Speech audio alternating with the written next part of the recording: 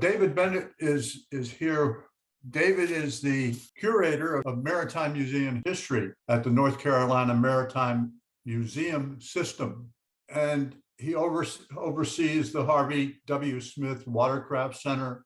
He's originally from Morehead City, North Carolina.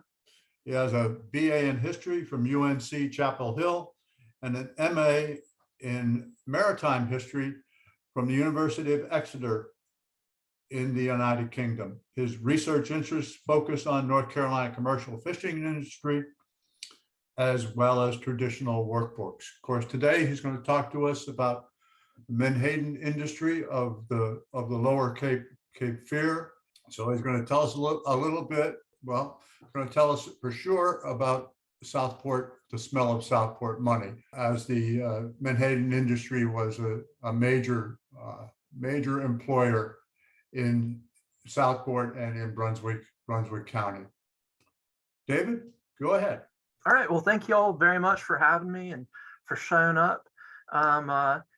Spent a lot of time doing research on the commercial fishing industry of Brunswick County, particularly the Menhaden industry. So yeah, the presentation says the Menhaden industry of the Lower Cape Fear. However, I'm primarily going to concentrate on Brunswick County with this presentation. New Hanover County does sort of fit into the story as well, but for the sake of time, we're just going to primarily focus on Brunswick County. And throughout the presentation, there's going to be plenty of photos and maps, and hopefully I've correctly located all the Menhaden factories.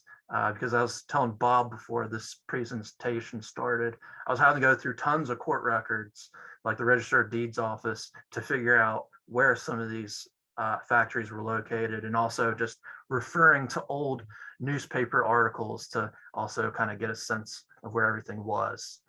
So first off, the Menhaden, or the fatback, or pogie, as it's commonly referred to in North Carolina.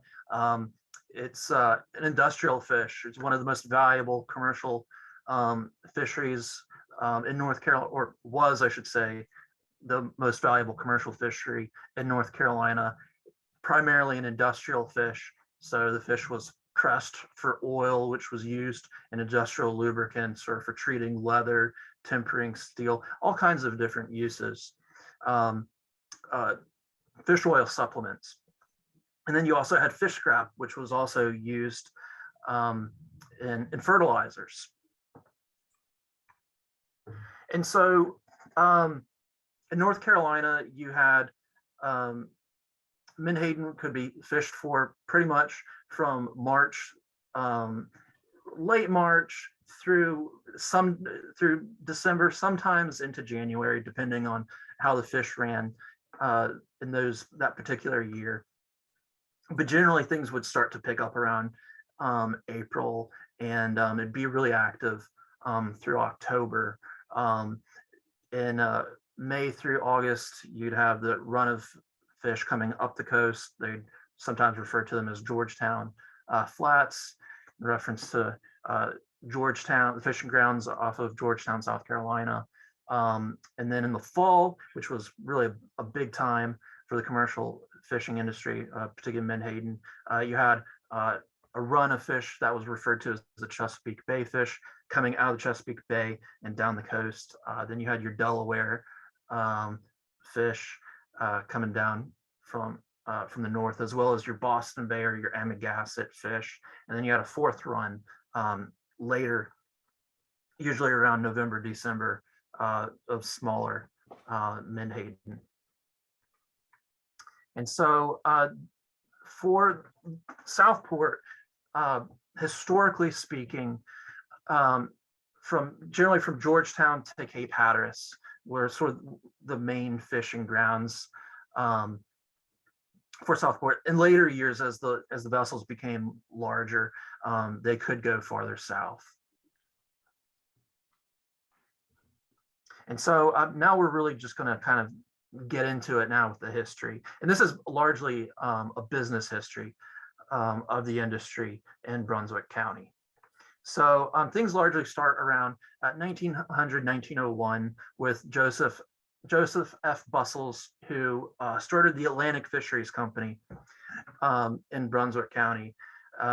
He was this is really the first modern fish factory on the Cape Fear. It's not the first, but it's the first modern one. It's the first really successful fish factory. He was a Virginia native, and as a boy, a young man, he grew up working at his father's Menhaden factory, and he also worked on his father's fishing boats. And so he was able to learn pretty much the business from the bottom up. He was involved in every component of the industry.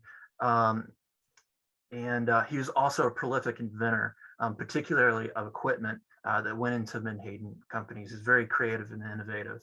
And one of the things he invented was the Bustles process, which is something I'll get to here momentarily.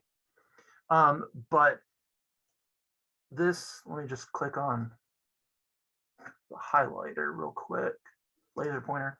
So yeah, so the Atlantic Fisheries Company was situated just a little bit south of Brunswick Town off the Cape Fear River. And here's some of his inventions that he came up with. He came up with a cooking and pressing apparatus that he had a patent for, as well as for a dryer for fertilizers. He had a rendering and pressing apparatus for processing Menhaden, really for pressing the oil out of them. Another sort of extracting press for extracting out oil and filtering out all the stuff that you don't want, like scales and flesh and fish guts, all the nasty stuff, and just getting a purified oil. And he also had this system that it was a further chop up the fish scrap, and then it would dump it into another machine for further processing, sort of linking machines together. And so the Bustles process, which is actually a really important process, it's where he was able to have a continuous fish processing system from beginning to end. So as soon as the fish were offloaded from the boat, they would go straight from a conveyor system into the fish cooker and press. Oil would go off into a reservoir and into a separate processing system. And then all that cooked fish would then go straight from the cooker and the press into the dryer, and the scrap would be dried out and ejected into a warehouse where it then would be bagged, and then all the bagged fish scrap would then be put in a warehouse and prepared for shipment. And this whole process from beginning to end only took 20 minutes as soon as the fish entered the factory. And so why did this Virginian pick Brunswick County, the Cape Fear area? It was due to its proximity to Wilmington. Wilmington was a deep water port and also a major transportation hub. So you could ship your products by sea or by rail. Also, the Wilmington area also had a lot of fertilizer factories, and fish scrap is a key component in fertilizers at the time. So you had a ready market right there waiting for your product. Also, there's good fishing grounds close by. So the second company, shortly after the Atlantic Fisheries Company pops up, the Cape Fear Fisheries Company comes into play, and this is a subsidiary of the American Fisheries Company, which was at the time the largest Menhaden corporation in the United States. Its founder, CEO, president is this man right here, Nathaniel Church of the famous Church family. You have these Joseph Church and sons. You have these 7 sons who are leaders in the menhaden industry. They're originally from Rhode Island, and Nathaniel is one of the younger sons, and he leaves the family company to start the American Fisheries Company. But he winds up creating a really large fish factory in Brunswick County, wound up being at the time one of the largest in the country, and a major investment. And in 1905, he purchased the Atlantic Fisheries Company. Unfortunately, there's a financial panic, and the company, the American Fisheries Company, went belly up, and so the Cape Fear Fisheries Company went bankrupt as well. Then an interesting character you get, though, is James B. Church Jr., who is the nephew of Nathaniel Church, and he moved to Southport to go work at his uncle's factory. He went to go work, be a captain on the boats there, and while he took up residency in Southport, and he married Laura Weeks, a local woman. They never have children, but they do wind up adopting, and became one of the most successful menhaden captains out of Southport. His nickname was the Dean of the Skippers. Later in life, he started the James B. Church Company, which was a seafood company, specialized in packaging and canning shrimp. Unfortunately, that business went bankrupt in the 1930s, and so he had to rely more on being a menhaden boat captain from then on out. But he finally retired in the 1950s, so he was working the early 1900s in Brunswick County all the way to 1950. It's a long career. Oh, and also an interesting fact about him, his father, James B. Church, was also the man who helped design the original prototype for a menhaden boat, like the first menhaden boat that ever existed, which was called the Seven Brothers. So this is, again, the two companies, Cape Fear Fisheries Company and Atlantic Fisheries Company. They're right next door to each other, only a couple hundred yards away from each other on the Cape Fear. Then you have the Ocean Fisheries Company that comes into play in 1905. They bought the facilities of the Atlantic Fisheries Company from the Fisheries Company, or from the Cape Fear Fisheries Company. So it gets a little confusing with all these different companies coming into play. And 1912, a man by the name of W.L. Messick from Virginia bought a controlling interest in the company, and he's related to J.F. Bustles. So you've got members of Bustles' family is deeply invested in Brunswick County. Unfortunately, they go bankrupt shortly thereafter, and the factory, the facilities, are leased out to Swan Finch and Company, which is another menhaden corporation that is then at that time being managed by Nathaniel Church. So so after the American Fisheries Company and the Cape Fear Fisheries Company went out of business, Nathaniel Church went to go work as a corporate executive for the Swan Finch and Company. And so again, everything is just right up here, concentrated right below Brunswick town. And then you get the Carolina Coast Products Company, where Joseph Bustles is the president. I believe it's his son Irving is the vice president, and they purchased the facilities of the Cape Fear Fisheries Company. So that really big fish factory that was started by the American Fisheries Company, they had those facilities, but it doesn't last long. They go bankrupt. This is a pretty consistent story of sort of boom and bust with these companies due to high operating costs. And if, like, the fishing's not good 1 or 2 years in a row, then sometimes you just go out of business. You can't afford the operating costs. But what's interesting, though, is that when the company's assets went up for auction, very few people showed up. And Josephus Bustles is one of the few people who shows up, and he bids his own money on the property, and he's able to buy it back with his own money at at a very, very low cost. So he loses his company, and then he gets it back. So yeah, nothing's really changed. World War I happens, and World War I's a big game changer for the Menhaden industry of Brunswick County, because it becomes a lot more profitable. And the reason it becomes more profitable is because there's a greater demand for fish oil.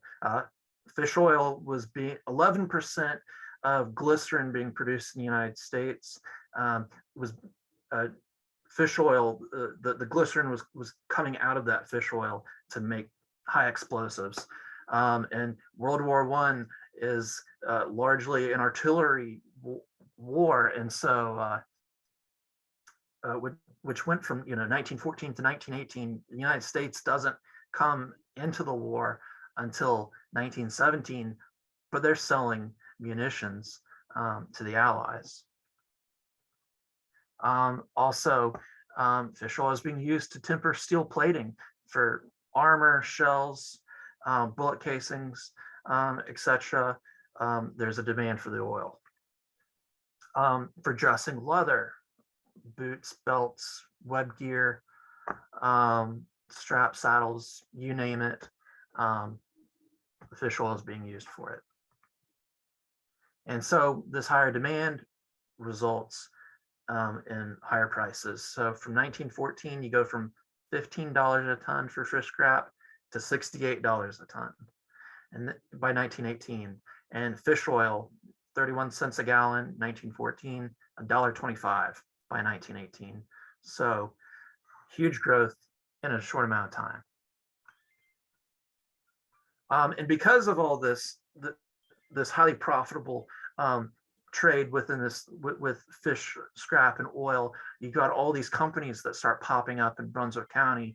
You've got the Southport Fish Scrap and Oil Company pops up in 1914. Carolina Fish and Oil Company is an operation from 1915 to 1917. You've got the Fisheries Product Company that comes into play in 1916, and then they wind up leasing the property from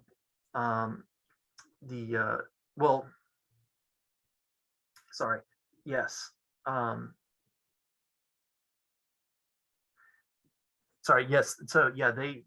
they wind up acquiring the property from the Fisheries Products Company winds up acquiring the Carolina Fish and Oil property by 1917, and the Neptune Fisheries Company comes in 1916, and you've got Taylor Fisheries Company in 1917. And most of these companies are still up around Brunswick town. You got Taylor's Fisheries Company, Fisheries Product Company, Neptune Fisheries. They're all up here. And then you've got Southport Fish Scrap and Oil on the Elizabeth River, just outside of Southport.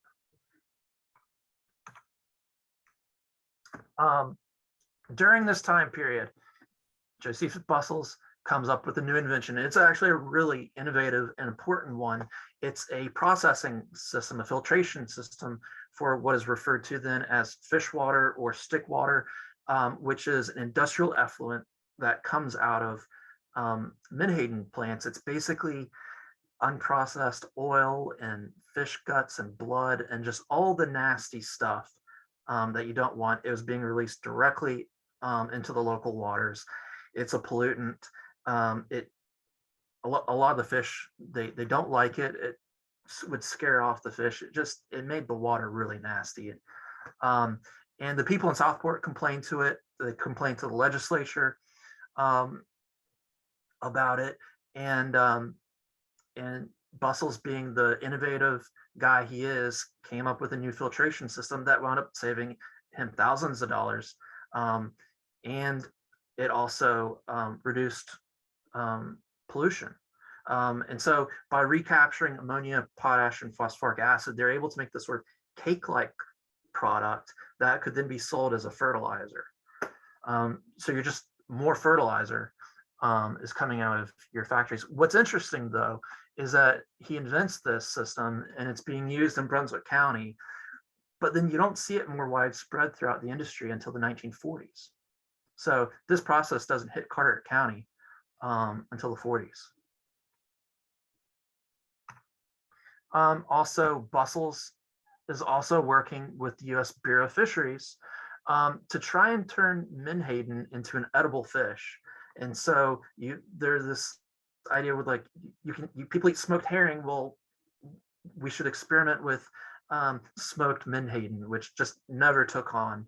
But the idea was that you had the Department of Commerce wanted Americans to, on the home front, to consume more fish so they could send more beef and poultry and pork overseas to support U.S. soldiers and allies who are fighting in World War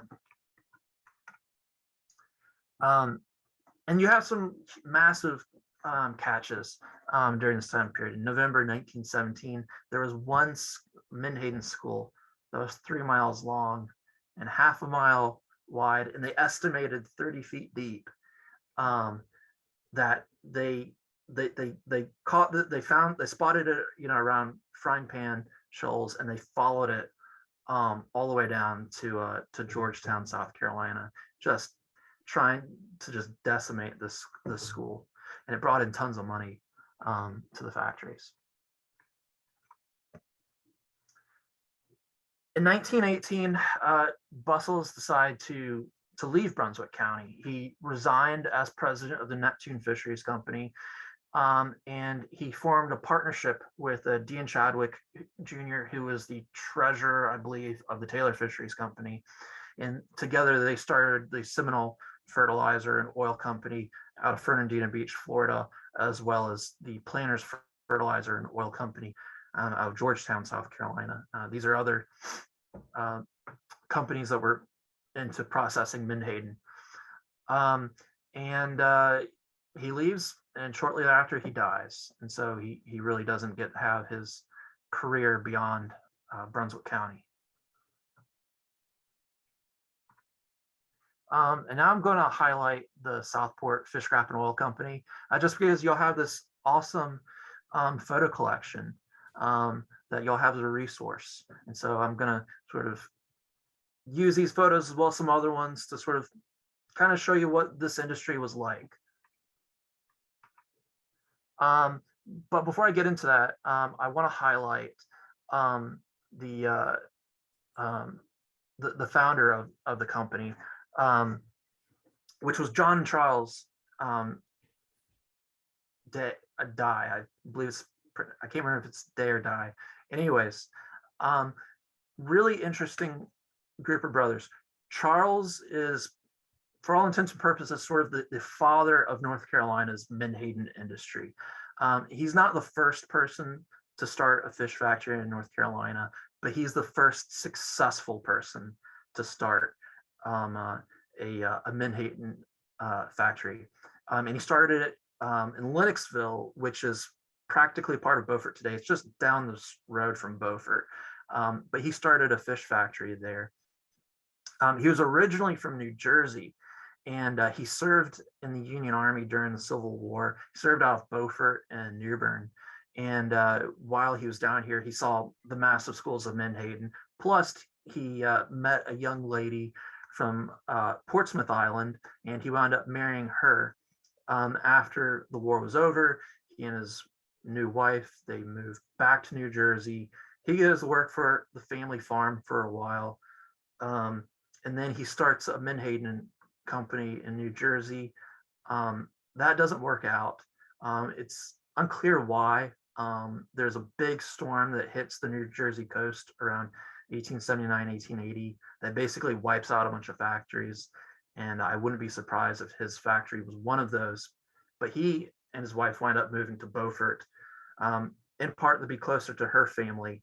He starts a new factory with his brother, John, and I believe this is John. And they're very successful from 1881, around 1880, 1881 and onwards. And then 1914, they get into Brunswick County.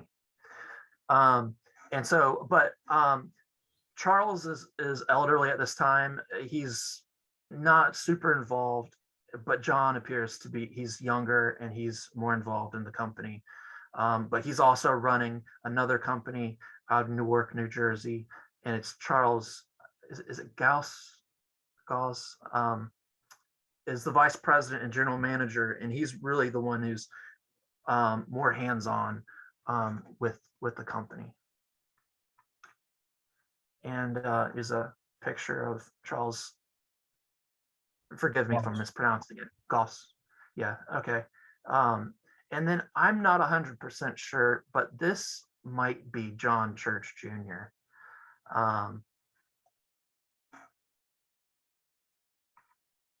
And then this is, I'm pretty sure this is the approximate location for the fish scrap, Southport Fish Scrap and Oil Company, based off of the Brunswick County Register of Deeds and maps that I was able to get out of the deeds office. But this is one of their vessels, the Minnesota, which was originally a sailing yacht that was converted into a Menhaden steamer. And this is a photo of her with the boats hanging, the purse boats hanging from the davits, going out to go fish. This is the Nellie B dive, which is an old, it was an old boat that started its career working around Beaufort. It was one of their early boats, and it, by the time it wound up in Southport, it would have been very old. I think it was built in the 1880s or the 1890s, and it had a propensity for sinking, and so the crew called her Nellie B Dead because she sank so many times and was raised so many times. And so first off, these vessels would go out, they were looking for fish. You'd have two spots for lookouts, sometimes referred as crow's nest or cross tree with these older Menhaden steamers. And they would be looking for the telltale signs of Menhaden, which a reddish color in the water or jumping fish due to predators coming after them or seabirds. And once they spot the fish, they'd stop, they'd lower the purse boats or seine boats into the water from the davits. And so this is one of the boats hanging from the davits. And then you'd have two purse boats in the water with a purse net.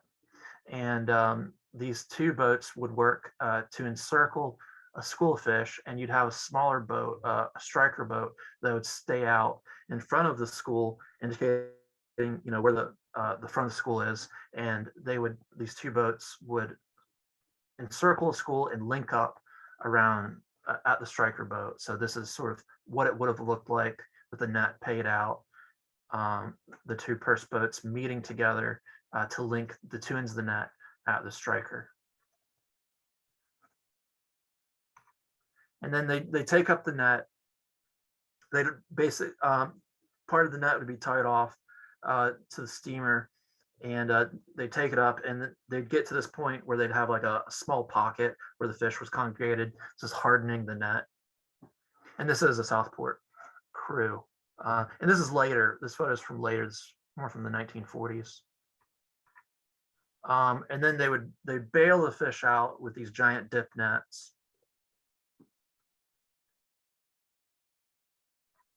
And then they would unload the fish into the hold of the vessel. And then the vessel, once it was loaded up with fish, would head back to the fish factory, where they would offload the fish via an elevator, which was sort of like a conveyor system with sort of bucket conveyor system used to unload the fish. And bring the fish directly into the factory. And so, and again, we're looking at photos from the Southport Fish Scrap and Oil Company. This is one of their presses and cookers. So they cook and press the fish in one of these machines. Then the fish scrap would wind up in one of these large dryers right here where it's dried out.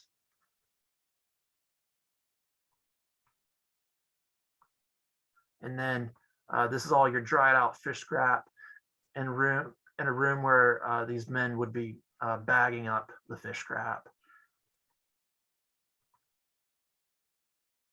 And then the fish scrap would be loaded into a warehouse and prepared for shipment.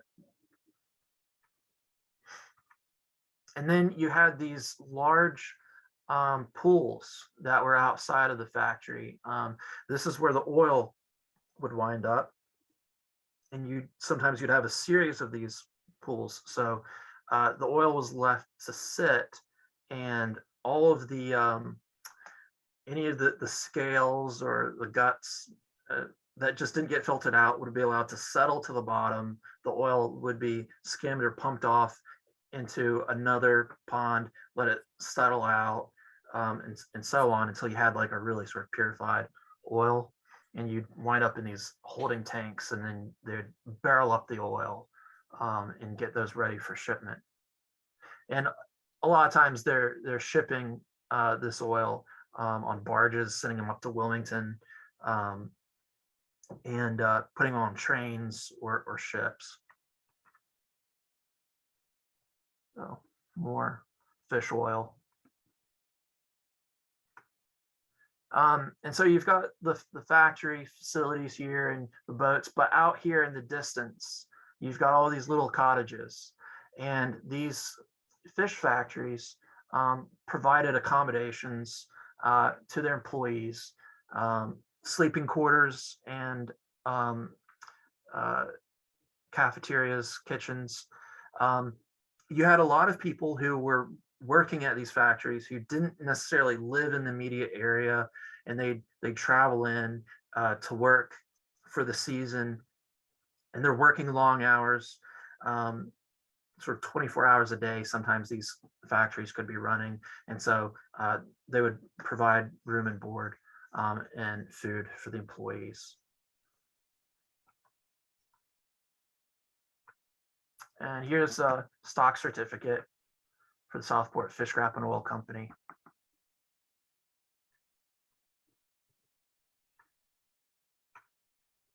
And then now we're going to move to the sort of the post World War I and move into the 1920s up until the Depression.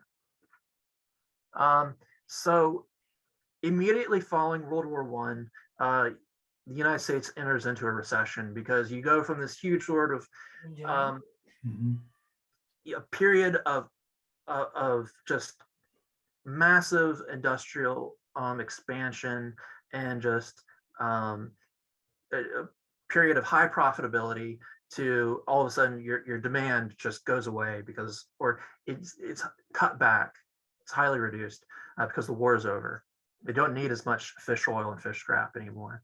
But a lot of these, you have some of these companies who are getting into the game late. You've got the Schlote Fish and Oil Company and the Cape Fear Fish Fertilizer Company. They show up late as sort of the profits are winding down, which wasn't really the best. So the Schlote Fish Scrap and Oil Company was out over by Schlote Point, just down from Schlote.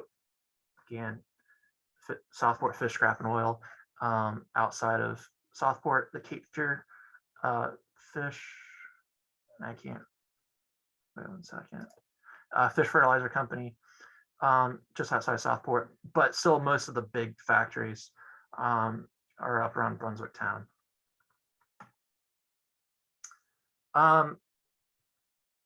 After World War I, the industry falls into depression due to sort of the collapse of prices, less demand, as I mentioned, but also foreign competition, particularly the Japanese, are coming into play. They're importing fish scrap and oil into the United States, further driving down the prices.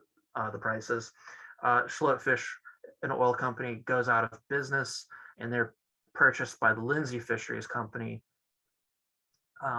You also have the Taylor Fisheries Company, goes out of, well, it becomes sort of inactive. It goes dormant, then it goes out of business, and it's sold to the Federal Fisheries Company, or Federal Fisheries Incorporated, Neptune Fisheries Company.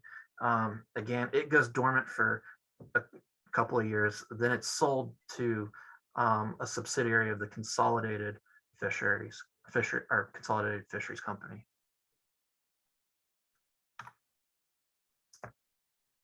And so not a whole lot of change. Everything's still pretty much where it's at. Just the names have changed. On top of all this, you wind up with a labor shortage. So African Americans make up a very important part of this industry. And unfortunately, in Eastern North Carolina in the late 1890s and in the early 1900s, there's this huge sort of white supremacist campaign that goes through Eastern North Carolina that's intended to sort of drive African Americans out of a lot of professions, and also to disenfranchise them as well. One of the things that happens in the Menhaden industry in North Carolina is that some of these companies try to employ Italian immigrants to replace Black laborers. They had some success doing this, but for whatever reason, this isn't continued for very long. In 1917, this is really when you start to see an exodus from the area. And so these Menhaden companies go from trying to chase off Black labor to try and entice them to keep them. One of the Menhaden presidents writes the governor of North Carolina asking him if there's any way he can use sort of wartime powers to sort of force people to stay and work. Of course, the governor tells him, no, we can't do that.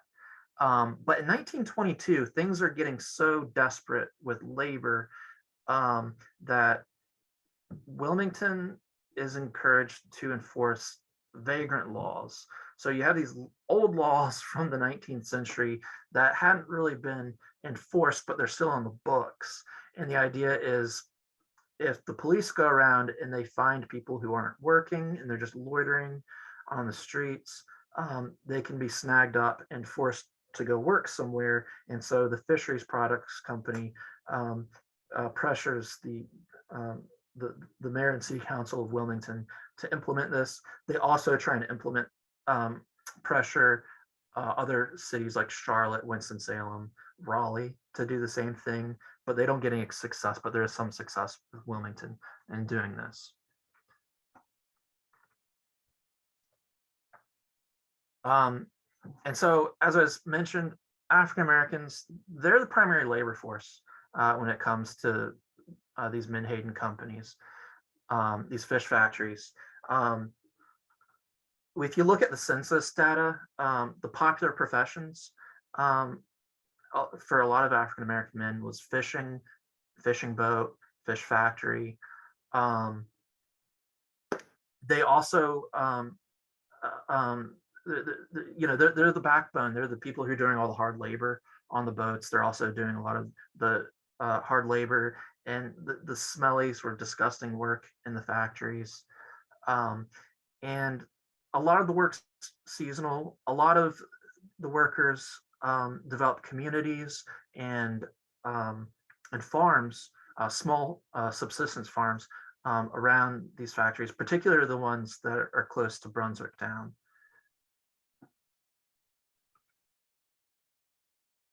And so then later on, in 1922, you have the Portsmouth Fisheries Company relocates from Portsmouth Island, and it moves down to Southport. And this company was owned by Joseph Wallace, or he was founder, president, and it was managed by W. Webb. Charles Wallace was originally from Portsmouth Island. When he was a teenager, he moved to Morehead City, and he has a sort of rags to riches story where he winds up becoming a big name in the seafood industry and he moves on to the Menhaden industry. And he had a bunch of factories in Moorhead and Beaufort. And the one on Portsmouth Island wasn't working out. Transportation costs were too high from move your product from the island to the mainland.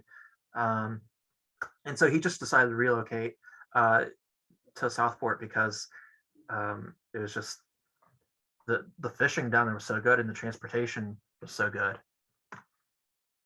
And so here you have where the company was originally on Portsmouth Island, and they moved down to Southport, like I said, 1922. Then you have the Buck Island Fisheries Company, which starts up in 1923, located on Dutchman's Creek. Another Carteret County, John Guthrie is president and founder of the company, and he had 3 steamers based out of that fish factory. And so this thing looks really kind of messy, but you've got more fish factories that are concentrated closer to Southport, and then you've got a whole bunch of fish factories up here on the Cape Fear River. Unfortunately, in the 1920s, a couple of these fish factories meet their demise due to fraud, specifically securities fraud and embezzlement. That was the case for the Cape Fear Fish Fertilizer Company, as well as the Fisheries Products Company. So the Fisheries Products Company has a very complicated story, but I'll give you some background on them. They really kind of take off in 1918. They overhaul and expand their factory off the Cape Fear River. They expanded their fishing fleet to 12 boats. Between 1919 and 1923, they became one of the largest Menhaden corporations in the United States, with numerous fish factories along the East Coast. They expand their fleet to 20 boats, and they expand their dock facilities on the Cape Fear. They built this 510-foot dock, more buildings, and they sunk $1 million into building a separate fertilizer factory farther up the Cape Fear River, closer to Wilmington. And so this is a picture, a drawing of what that factory looked like. And I was telling Bob before this started, I found more images not too long ago at my last trip to State Archives in Raleigh. Unfortunately, I wasn't able to get those images digitized, but I do have some good photos of their boats. We've got the Alaska is one of them. The Amagassett is another one. The J.W. French, and these are all boats that operate out of this area, or out of y'all's area. Leander Wilcox, the Martin J. Marin, Walter Adams, and this is what one of their stock certificates looks like. Okay, and so I'm not going to get very deep into the story about their securities fraud and embezzlement, because it's a complicated story, and it's sort of a drawn out one. But in so they targeted the sales of their stock to a lot of the farmers that were buying their fertilizer products. And in North Carolina, some of the farmers were complaining that there was some odd things that were going on financially. Dividends weren't being paid out. Instead, the company was trying to get them to take, in lieu of dividends, to take more free, like, fertilizer products. And a lot of the farmers were like, we don't want this. But they were doing this to farmers in South Carolina, and the farmers in South Carolina complained to their state representatives. And so the South Carolina legislature requested that the North Carolina governor and the North Carolina General Assembly investigate the Fisheries Product Company. So the North Carolina Attorney General got involved in an investigation of the company. While the investigation's going on, a New York insurance company filed a complaint that the company hadn't been paying its bills. And then in October, it was 1924, it was discovered that the company only had about $68 on hand, but they owned thousands of dollars. And November, they figured out that North Carolina banking and securities laws had been violated. And there's this long drawn out court proceedings that go on for years and years. Ultimately, though, the company collapses, dissolves, and the assets are purchased by the St. Philip's Fisheries Incorporated. So this new company has the factories and the boats. Then there's other problems for the other fish factories in the area. More financial collapses. Lindsay Fisheries Company goes out of business. The Buck Island Fisheries Company catches fire and burns to the ground, but fortunately they're able to save the boats. The Brunswick Fish and Oil Company, the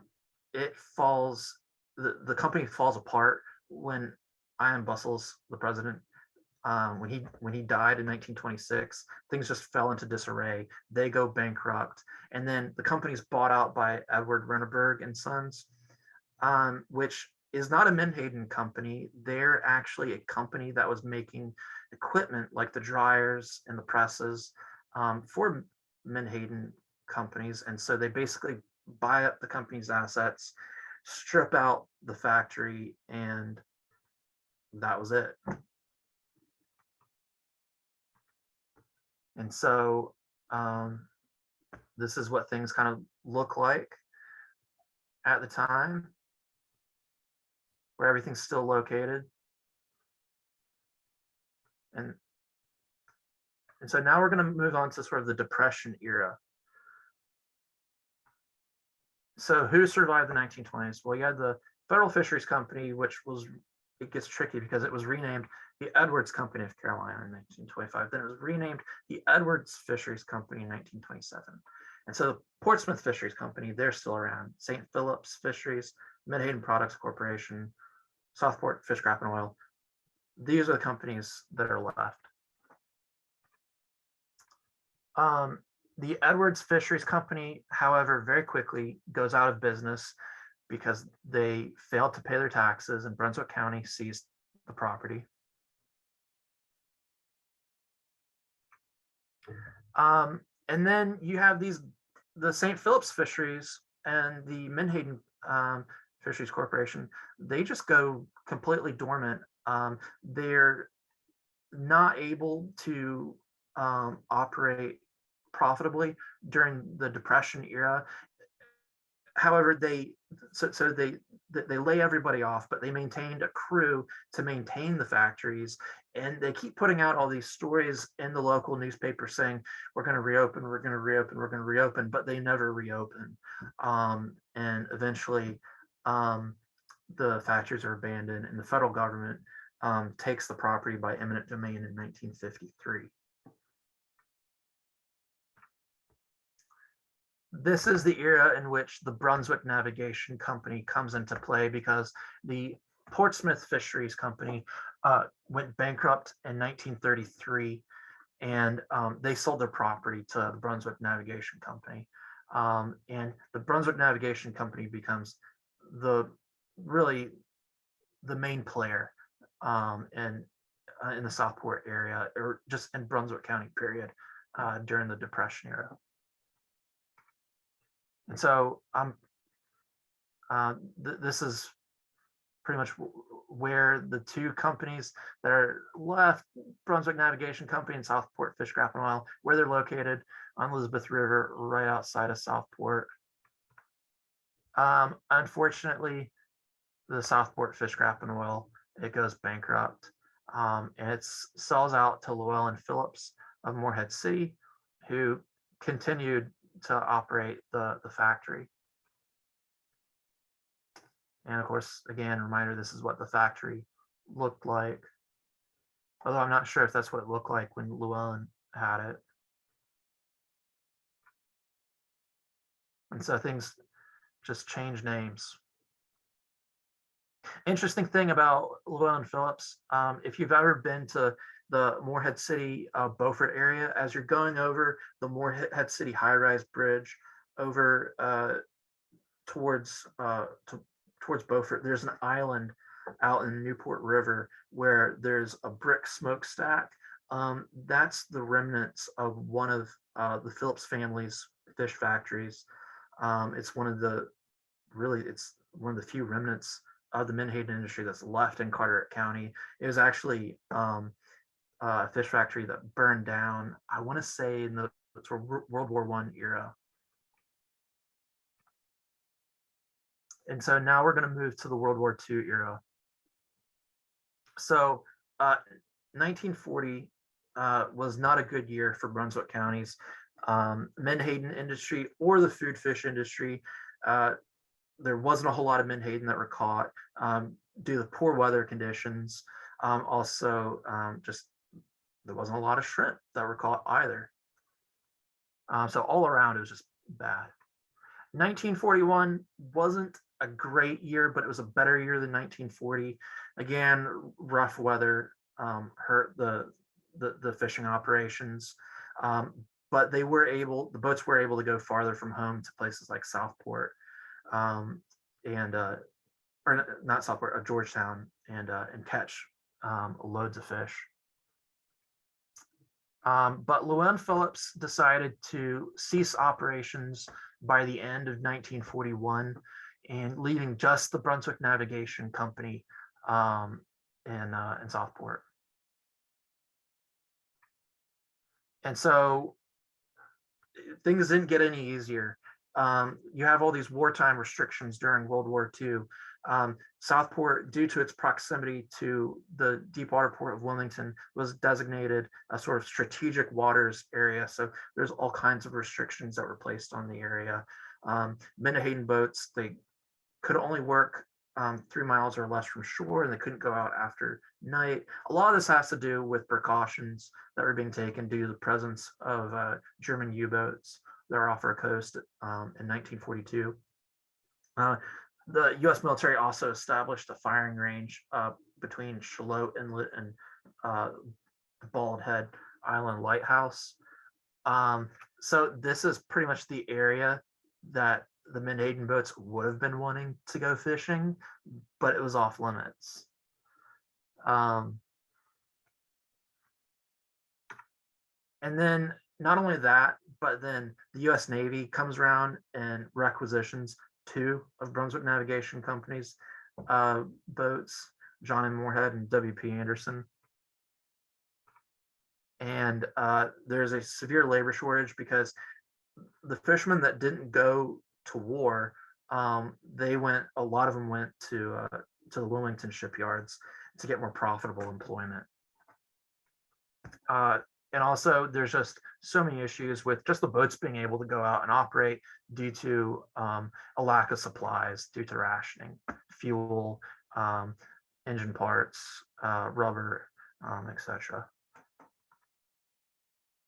And because things got so bad with the Menhaden industry that the North Carolina legislature allowed for Menhaden boats to go out and catch mullet and other food fish in the waters of Brunswick County, which had been illegal since 1905.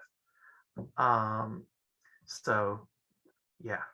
And this didn't sit well with a lot of the local mullet fishermen who are trying to fish their seines from the beach when these Menhaden boats were going out with their purse nets and getting all the fish offshore before they ever came along the beaches.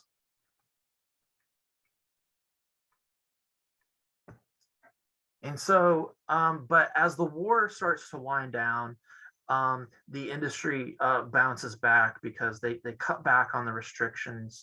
The Menhaden boats are able to go farther out to sea, and they're able to go out to Beaufort and Morehead City to go fish those fishing grounds. They head up to the Hatteras, Ocracoke area to go fish. And there's just more supplies all around, more fuel.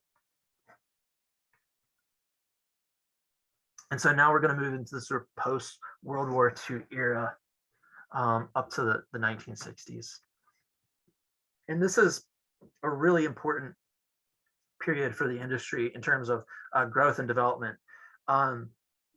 You have the Brunswick Navigation Company is able to buy up these old minesweepers from the U.S. Navy, and they've got these powerful diesel engines. They can go fast. They can get out to the fishing grounds really quickly and back to the factories really fast. And they have larger carrying capacities. And they get 3 of these vessels: the Plaxco, the Brunswick, and the George T. Nickerson. And also during this era, you have aerial spotting, which is pioneered in Brunswick County by Hull Waters pilot from Southport. And y'all might have read about this, I think, in Donald Sellers' book, but Waters is a World War II pilot, 22-year-old guy who just pitches the idea of going out fish spotting to local factories. People weren't too sure about it, but they gave him the opportunity, and it was a huge success. And he was able to operate out of Brunswick and Carteret counties. The Carteret County Menhaden factories, they adopted the practice, and this practice of using spotter aircraft just spread throughout the East Coast and all throughout the commercial fishing industry internationally as well. There's other fisheries out there that were using spotter aircraft. At one point, the mullet industry, at least in Carteret County, was using spotter aircraft to give a heads up to mullet fishermen when fish were going to be moving into their area. Also, you have radios, ship-to-shore radios and ship-to-aircraft radios. People are just able to talk to each other and coordinate their movements. When someone found a school of fish, they could radio it in, and they could direct the boats to that school. You've got the hydraulic power block that comes into play. It's an invention that comes out of the Chesapeake Bay. It's a motorized block and tackle system pictured here on these boats. And you've got machines that are now hauling in nets, and so you need fewer guys working on these boats. So you're cutting back on your labor force, and you're cutting back on your labor costs. The unfortunate thing that they lost was that when it was relied on manpower to haul in nets, the men would sing all these sea shanties, and they lost that with these hydraulic blocks. You got these, then also you have the introduction of nylon filament replaces cotton twine in the netting. You got more durable nets. It's cheaper, easier to maintain and rig.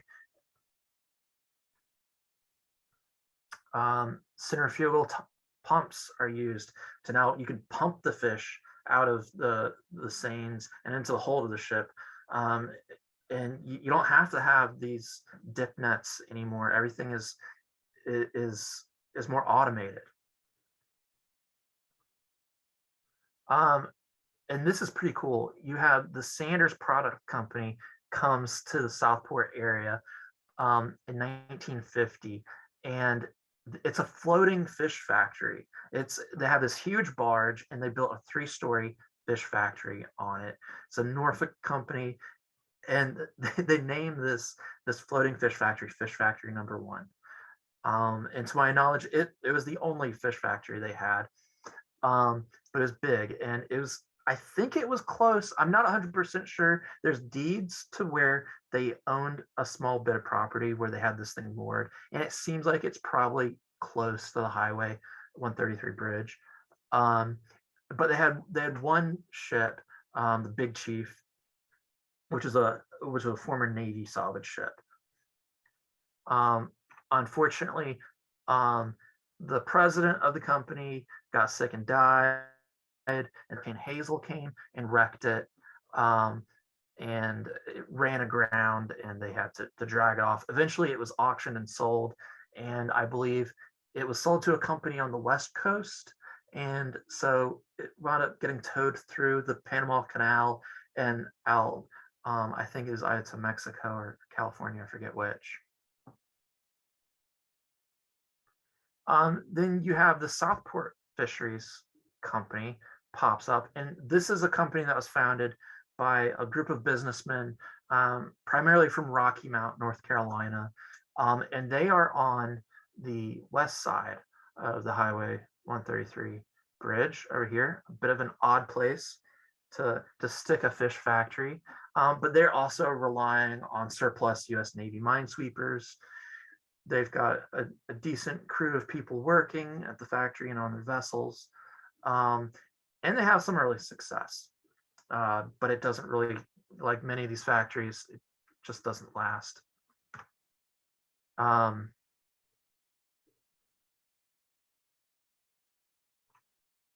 so this is sort of the layout of how things are, what I think is the pretty good location of the Sanders Product Company. Then we've got, even though there's all this development and there's lots of profitability in the local industry, not all as well. The fishermen weren't super happy, and they go on strike from May to July of 1952. So what happened was you had a labor union, the furriers and leather workers union got involved in the Menhaden industry in Southport, and a lot of the local workers joined this union. And initially, all they wanted were for the companies to recognize the union, and the company said no. And so this is what triggered them to go on strike. And as the strike prolonged, and there are these conversations about pay and working conditions, that sort of thing, then the conversation goes from recognition of the union to better pay. There's all these allegations. Of course, this is the era of McCarthyism, so there's all these allegations of communist influence, which may or may not have been true. And then you've got these members from the Furriers and Leather Workers Union that are elsewhere in the United States. They're sending food and money to these Menhaden workers in Southport to keep the strike going, but ultimately everything fizzles out and it's unsuccessful in terms of getting recognition for the union and better pay. And so now we're going to basically talk about sort of the decline of the industry in the area. So you have the North Carolina Menhaden Company, which is a subsidiary of the Smith Mill Company. Smith Mill Company is very large. Menhaden Corporation had some very big operations in Beaufort, North Carolina. And so in 1962, they purchased the plant that belonged to the Southport Fisheries Company after it had gone bankrupt. And they operated out of Southport for a while, but by 1968, as far as I can tell, and my conversations with Bob Cubbage, who's part of the Smith family, it seems like the operations really had fallen off by 1968. July 1972, there's an explosion at the factory. The superintendent is blown like 5 feet away. There's a fuel tank that ruptures, and water is spilled into fuel goes into Elizabeth River. And there's this big environmental cleanup effort and a federal lawsuit. And so the Smith Mill Company, they just get rid of the property by 1977. Then you've also got the Standard Products Company that comes into play in the 1960s. Virginia-based corporation. They had initially purchased land from Llewellyn Phillips in 1954, but they never developed, they never utilized that factory, and they never developed that property. And rather, in 1965, they purchased the Brunswick Navigation Company and the 5 boats of that company. And I guess these photos are from the Standard Products operating around Brunswick County.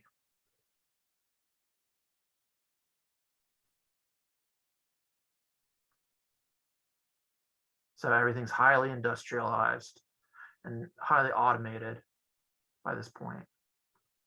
Still a very difficult industry to work in.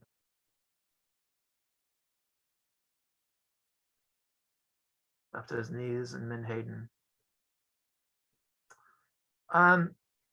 But by the 1980s,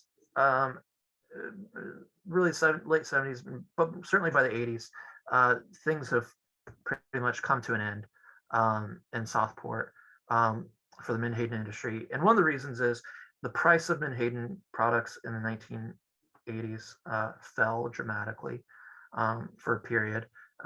Wasn't as profitable. Demand had fallen off. One of the reasons was you had cheaper Menhaden products were coming in from South America, namely Peru and other nations as well. So a lot of competition from foreign imports. There's large fluctuations in fish stocks. So the business was unpredictable in terms of, you know, whether or not the fish was going to be there in large quantities from year to year. There's a lot of consolidation that was going on within the industry. So you had bigger companies buying up the smaller companies, and really just a few companies winding up dominating the whole industry. And then as Brunswick County was shifting from a sort of commercial fishing industry to more of a tourist recreational industry, that foul odor of Menhaden, that smell of money, was no longer that appealing anymore. It was a nuisance to the tourists and the customers.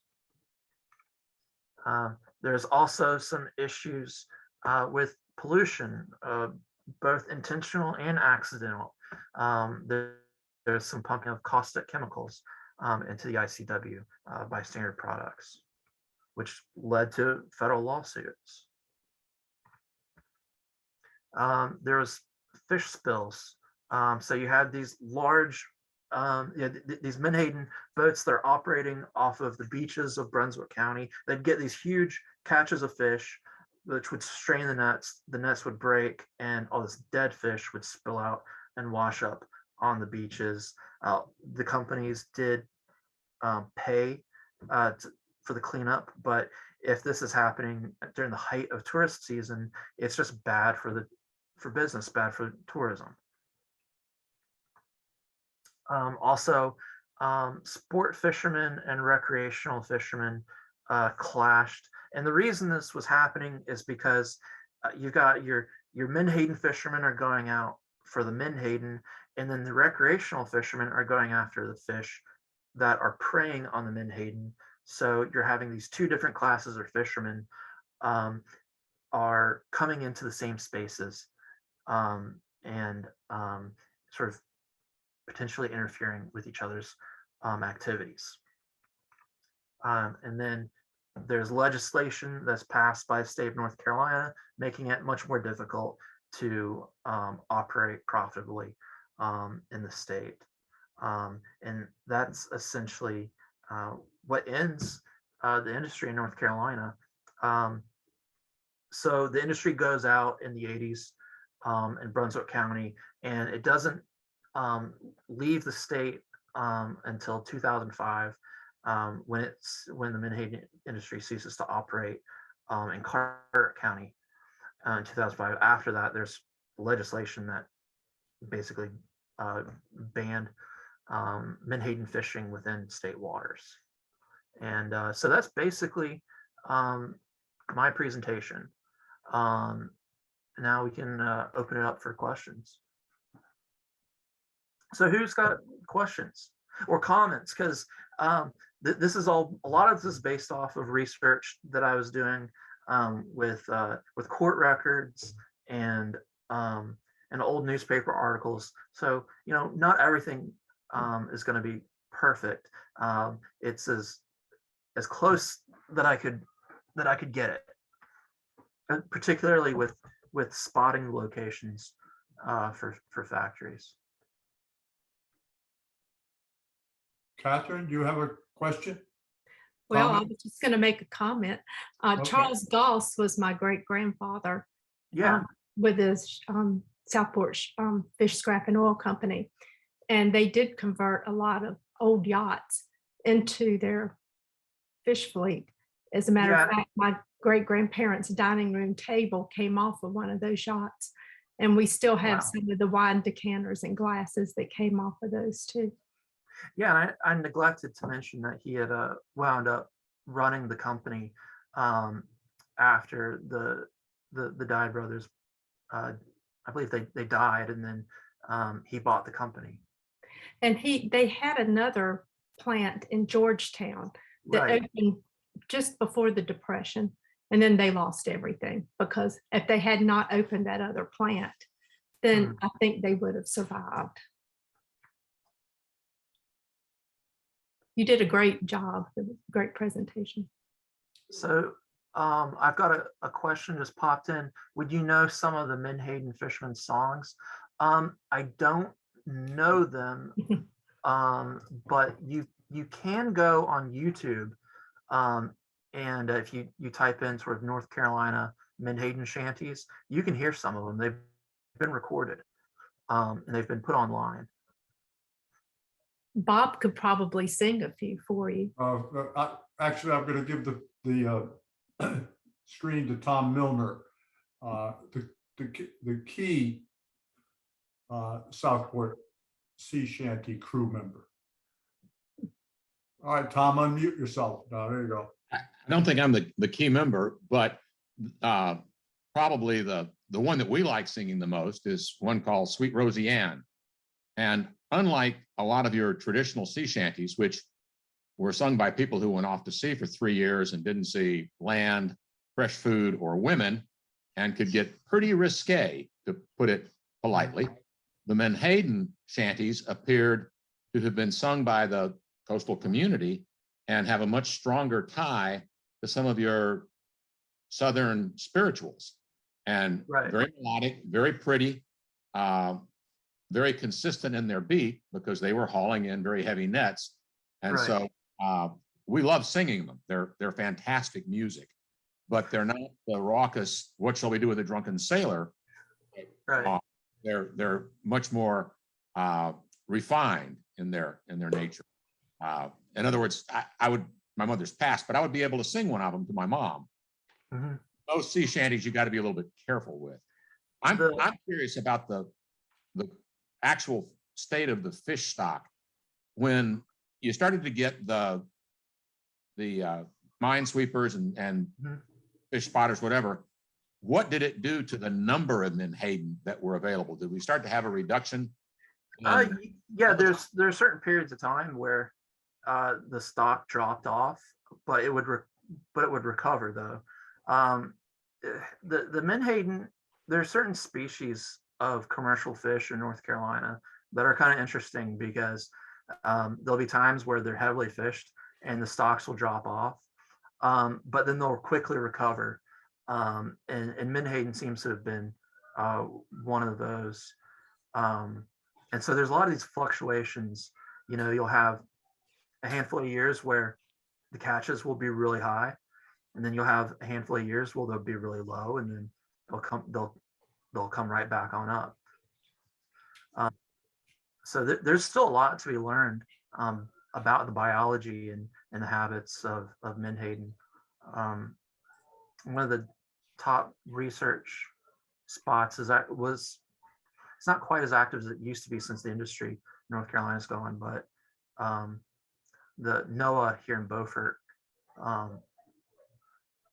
monitored and studied it for a very long time. And I talked to some of the NOAA scientists, and they basically told me the same thing. But there's a question: Are there Menhaden fish left today? Yeah, absolutely, there are. It's not the population in North Carolina is not under threat at all. It's just an industry that there's not quite the demand for anymore. A lot of it, the industry has moved to the Gulf, and North Carolina has chosen to focus more on tourism. The commercial fishing industry has contracted a lot. Carteret County, Brunswick County used to be sort of leaders in the industry, and there's not a whole lot left anymore, unfortunately.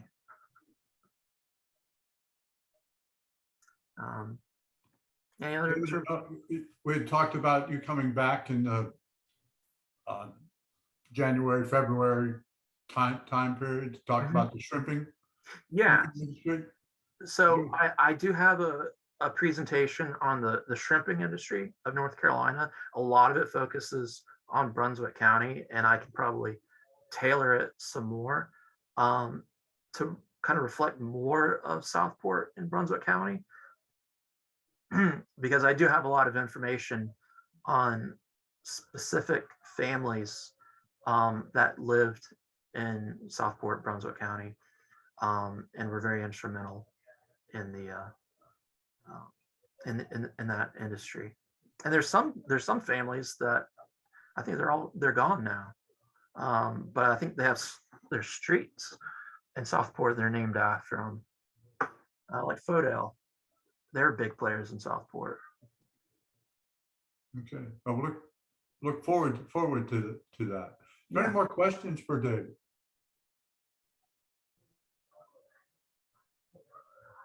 Bob, I've got one more quick question.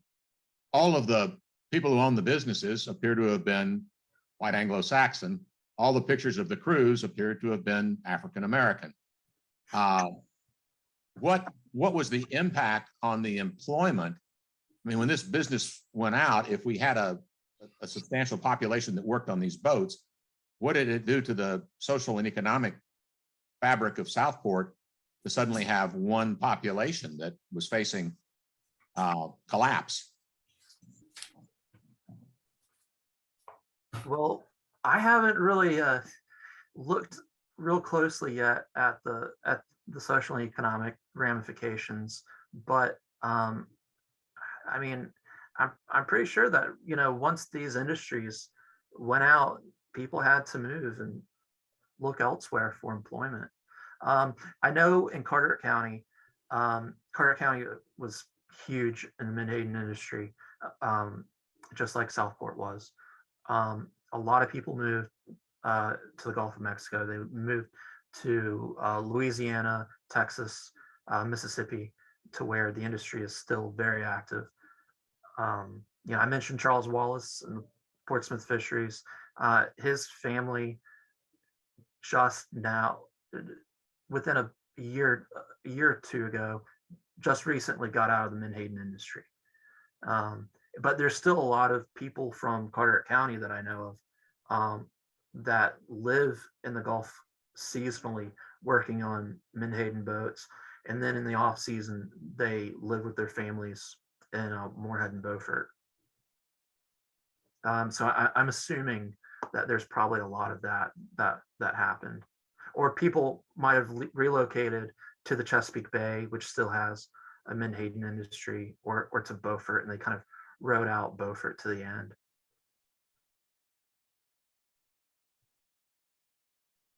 Okay. David, thank you very, very much. Yeah. Well done. All right. I think folks appreciate it, and look to see you come back soon. Okay? Yeah, absolutely. And if y'all think of some questions later on, I just got a question. Were there any black captains? Yes, actually, I believe the first the first black Menhaden captain from North Carolina, or North Carolina's first black Menhaden captain, came from Southport. I'm blanking on the name. It's Eugene Gore. Yeah, Gore was the first. And he actually had to go down to the Gulf to cut his teeth as a mate, and then was able to come back to Southport and get a job as a captain. I know that Colonel Gates, who is a resident of St. James now, his Mhm. father was Captain Gates. Gore. His Gore. last name's That was Gore. Gore, okay. Yeah, so that's he's the first, from what I've been able to tell. And there's an oral history. I think UNCW. I read his oral history interview, which is Randall Library, UNCW. He's got a good story. In the future, I might go into more social history when I've had more time to kind of learn more about the social history of Brunswick County's commercial fishing industry. This was primarily, like I said earlier, it was more of a business history. It took a long time just to figure out all these different companies and where they were and how long they were in business and what happened to them. And I'm finding more information as I do more and more research at places like State Archives and East Houston Winter Library. Yeah. One of the first captains for the Southport Scrap and Oil Company was a Scandinavian man named John Erickson, who came to Southport to visit his aunt and married Charles Goss's sister-in-law. And he actually became mayor of Southport at one time, but Right. he's considered one of the best fishermen in North Carolina. Yeah, I did. I have a photo of him up in the pilot house of a Menhaden boat. Yeah, there's some really interesting stories that I found. I just didn't have time to include in the presentation. But I think when I do the shrimp stories, I'm going to go more into some of the people who are really key to your area. And Okay. Scandinavians actually play a big role Mhm. in Southport's history. It's kind of interesting. I'm not sure what attracted them to Southport, because if you look at immigration statistics for North Carolina was not popular with Scandinavians, but for some reason Southport and Beaufort were, though. I think some of them came here because of the quarantine station. They came here Yeah, working with that. yeah, Maybe wrong, but it seems like that's. there were that did wind up becoming administrators of the quarantine station. Thank you all. Thanks everybody for coming, and thanks again, David, for Yeah, absolutely. job well done.